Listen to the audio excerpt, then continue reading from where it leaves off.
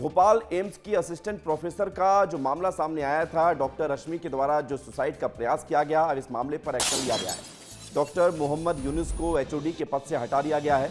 Anaesthesia department में attach किया गया है। प्रोफेसर डॉक्टर रश्मि की हालत अभी गंभीर बनी हुई है।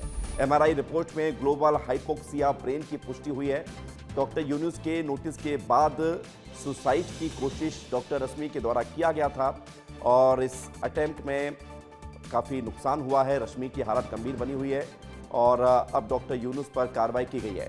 रंजना दुबे हमारे साथ जुड़ रही है ज़्यादा जानकारी के लिए। रंजना, जो मामला सामने आया पिछले 2 दिनों से सुर्खियों में है ये, और अब कार्रवाई की गई है, बड़ा एक्शन लिया गया है, क्या है पूरी जानकारी?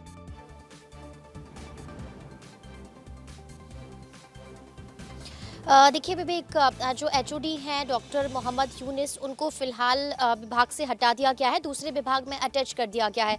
लेकिन सबसे बड़ी बात यह है कि जो असिस्टेंट प्रोफेसर डॉक्टर रश्मि है, उनकी हालत अभी भी बेहद नाजुक बनी हुई है और अभी वो फिलहाल वेंटिलेटर सपोर्ट पर हैं।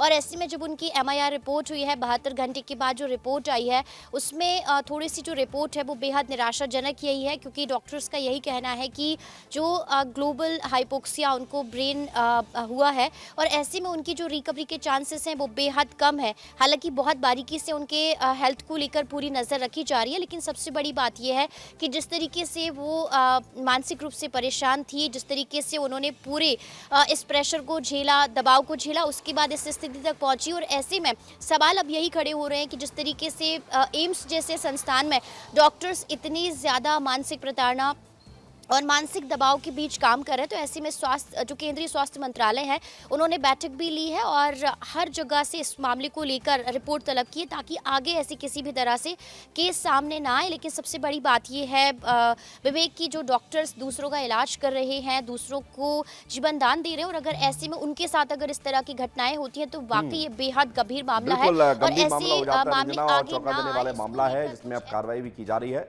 बहुत शुक्रिया, धन्यवाद आपका हमारे साथ जुड़ने के लिए।